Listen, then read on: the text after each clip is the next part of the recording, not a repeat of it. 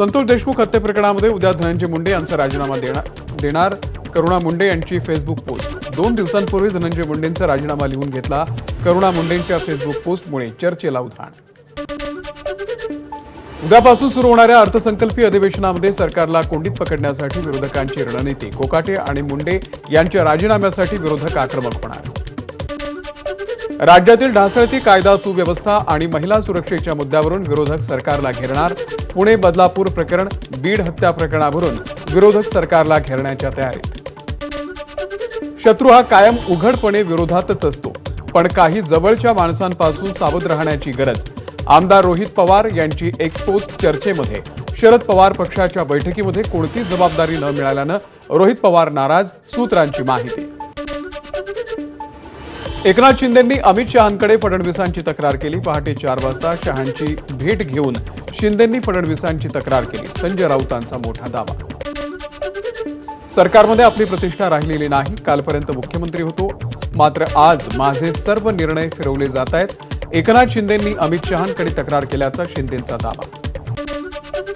तुमचा पक्ष भाजपमध्ये विलीन करा, अमित शहांचा शिंदेंना सल्ला।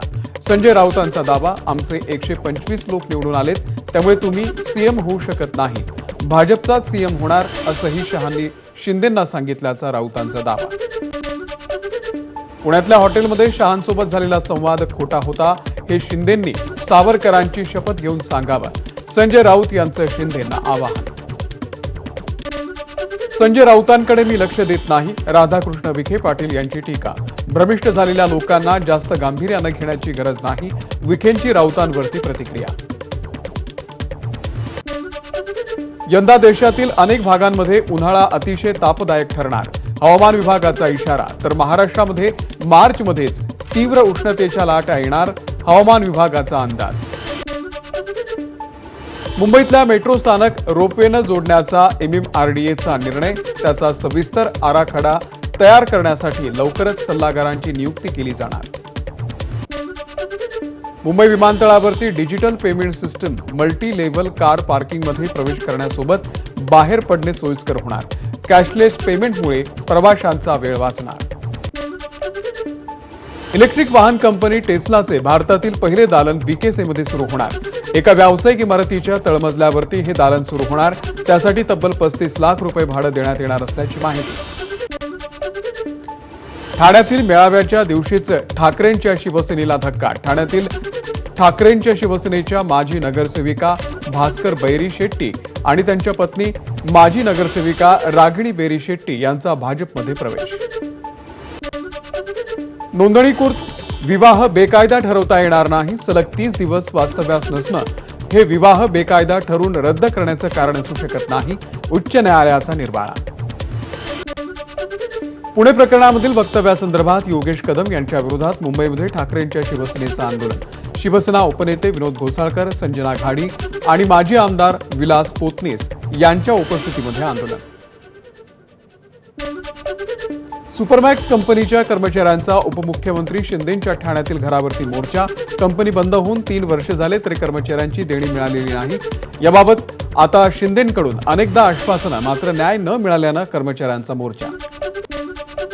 मुंबई आंतरराष्ट्रीय विमानतळावरून 11 कोटींच्या कोकेनसह ब्राझीलहून आलेल्या विदेशी महिलेला अटक।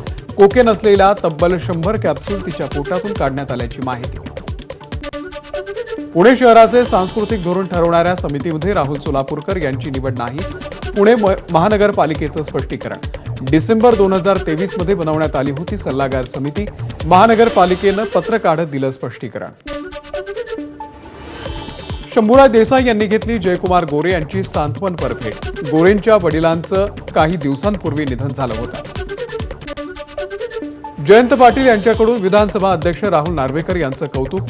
नार्वेकरांच्या हस्ते माझा सत्कार झाल्यानं आता अधिवेशन बरं जाणार, जयंत पाटील यांची मिश्किल टोलेबाजी। दुसऱ्यांना शिवीगाळ करून मोठा होता येत नाही, त्यासाठी आपली रेषा मोठी करावी लागते, जयंत पाटील यांचा गोपीचंद पडळकर यांच्यावरती निशाणा। लोकांसांगे ब्रह्मज्ञान, स्वतः कोरडे पाषाण।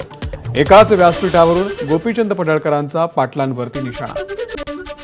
कोरेगाव तालुक्यामधल्या रहिमतपूर गावाचं नामकरण रघुनाथपूर व्हावं, हिंदुत्ववादी संघटनांकडून भाजपचे प्रदेशाध्यक्ष चंद्रशेखर बावनकुळे यांना निवेदन। नामकरणासंदर्भामध्ये चंद्रशेखर बावनकुळे यांचा सकारात्मक प्रतिसाद. सोलापूरमध्ये एबीपी माझाचे संपादक राजीव खांडेकर यांच्या हस्ते पत्रकारांच्या कार्यशाळेचं उद्घाटन.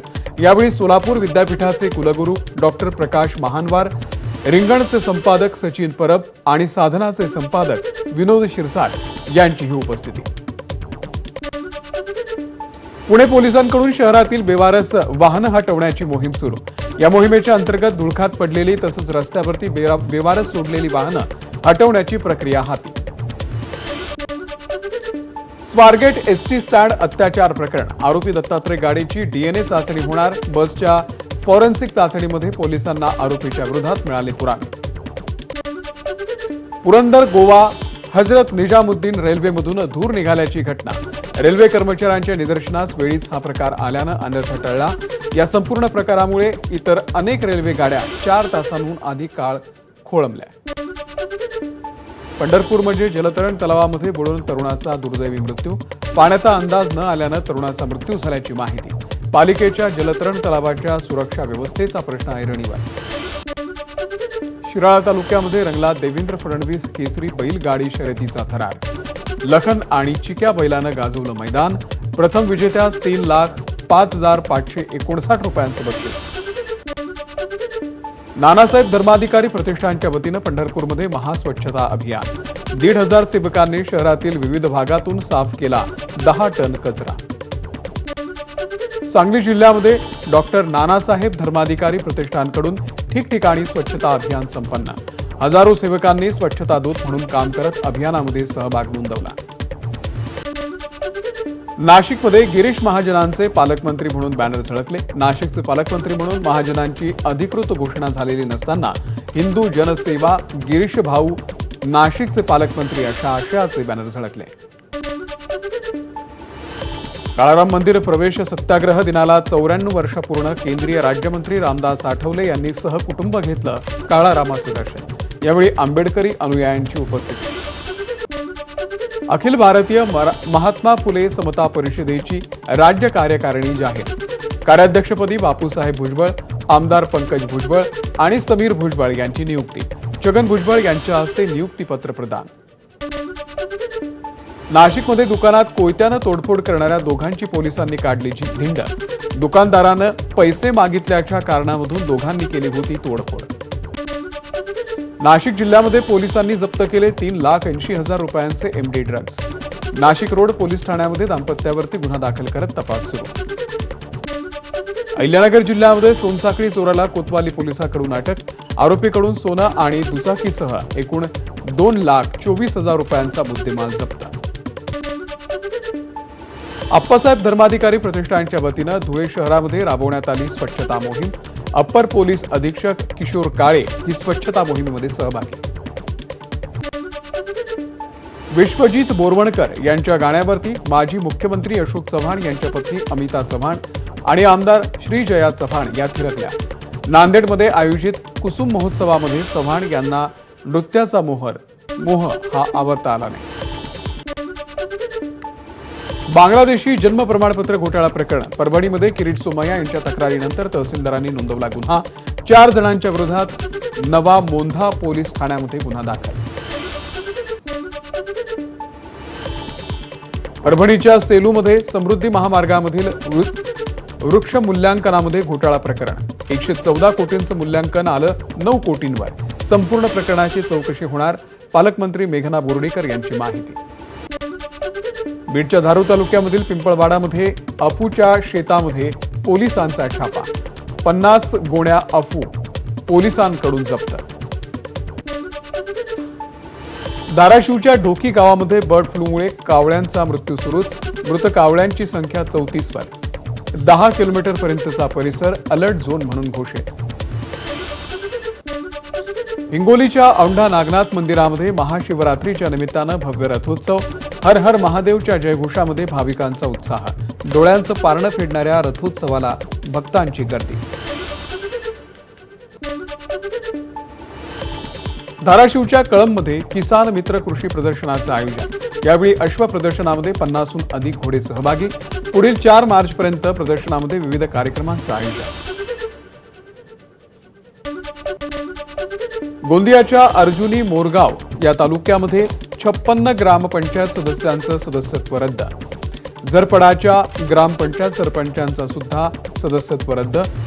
दोनदा संधी देऊनही जात वैधता प्रमाणपत्र सादर न करणं भोवलं. चंद्रपूर जिल्हा मध्यवर्ती सहकारी बँकेमधील भ्रष्टाचार प्रकरणामध्ये जबाबदारी निश्चित. निवृत्त जिल्हा उपनिबंधक प्रशांत धोटे यांनी सादर केला अहवाल.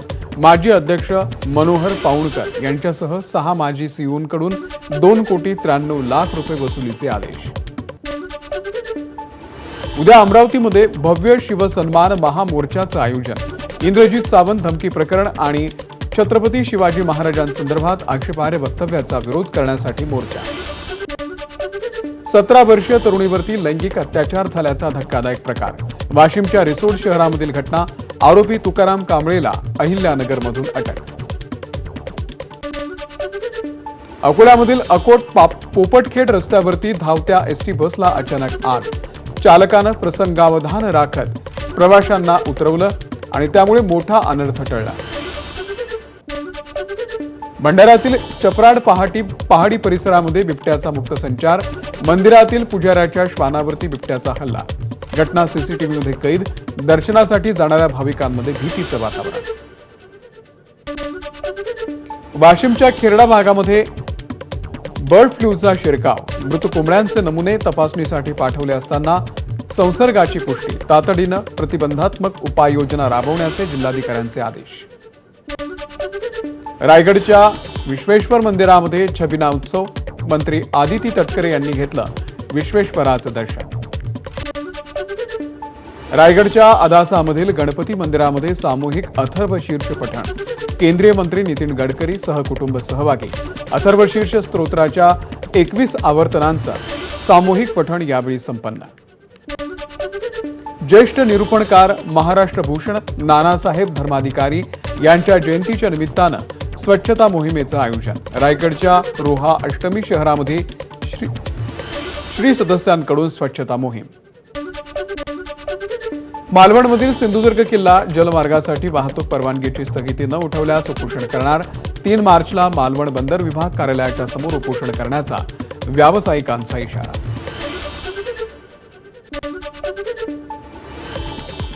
आणि यासोबत बुलेटिनमध्ये एक छोटासा ब्रेक. पाहत रहा एबीपी माझा.